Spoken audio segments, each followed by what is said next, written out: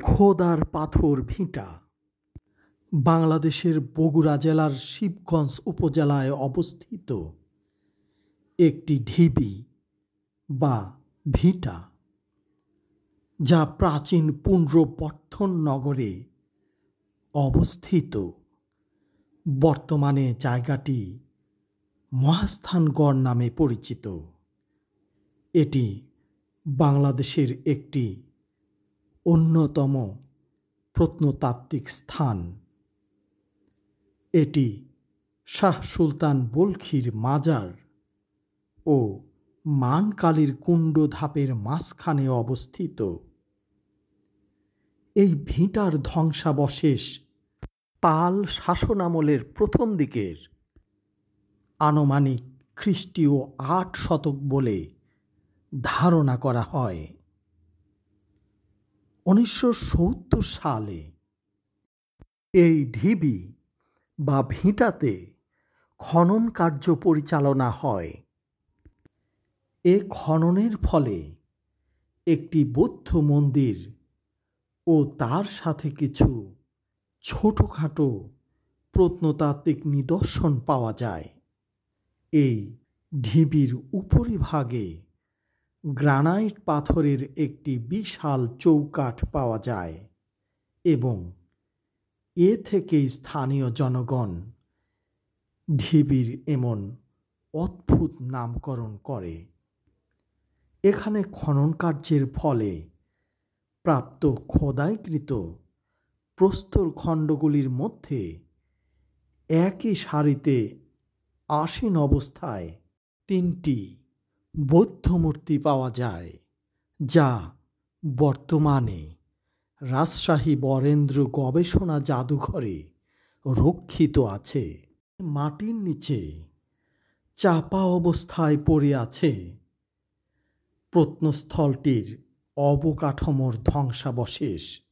শুধু এই বিশাল প্রস্তরখণ্ডের চৌকাঠটি এখনও দেখা যায়। আয়তাকার এই বৌদ্ধ মন্দিরটি ছিল পূর্বাভিমুখী। মেঝে ছিল পাথরে বাঁধানো।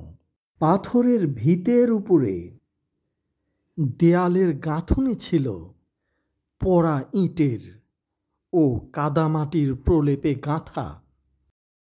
অনুমান করা হয় দরজার চৌকাঠের বাজু, দরজার উপরের দিকের অলঙ্কৃত অংশ এবং সরদল পাথর দিয়ে নির্মিত ছিল। এখানে গ্রানাইট পাথরের চৌকাঠটিতে দরজার হুড়কা লাগানোর 2টি ছিদ্র এখনও দেখা যায়। এছাড়া উপরের দিকে রয়েছে ফোকর এবং উদ্গত ফুলের নকশা। এখানে হিন্দু ধর্মাবলম্বীরা নগ্ন পায়ে কাঁচা দুধ ঢেলে সিঁদুর দিয়ে ভক্তি নিবেদন করত, যা আজও করে। প্রাক ইসলামী যুগে নির্মিত বৌদ্ধ বিহারের যে পাথরের চৌকাঠটি রাজা পরশুরাম বলির কাজে ব্যবহার করত বলে অনেকে মনে করেন।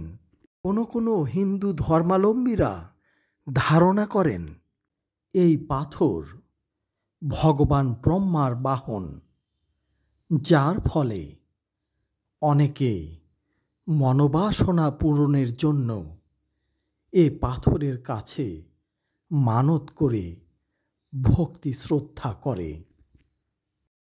ধারণা করা হয় খোদার পাথর ভিটা শব্দটি এসেছে খোদাই পাথর ভিটা থেকে, কারণ এ পাথরে বা চৌকাঠে অনেক অলঙ্কৃত নকশা আছে খোদাই করা, যা কালক্রমে খোদার পাথর ভিটা নামে এমন অদ্ভুত পরিচিতি লাভ করে।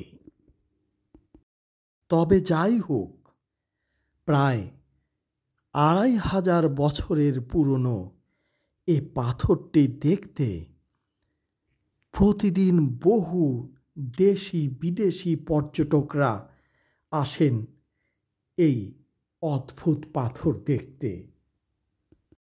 আর কালের সাক্ষী এই বটগাছটি প্রাচীন ঢিবিটিকে আরও ভাবগাম্ভীর্যময় করে তুলেছে। জনৈক এক ব্যক্তির সাথে কথা বলে জানতে পারলাম, এই যে পাথরটি, এটি কেউ কখনো তুলতে পারে না, এমনকি 2টি হাতি দিয়েও চেষ্টা করেছিল তারা। এই শক্তিশালী পাথরটিকে উঠানো সম্ভব হয়নি।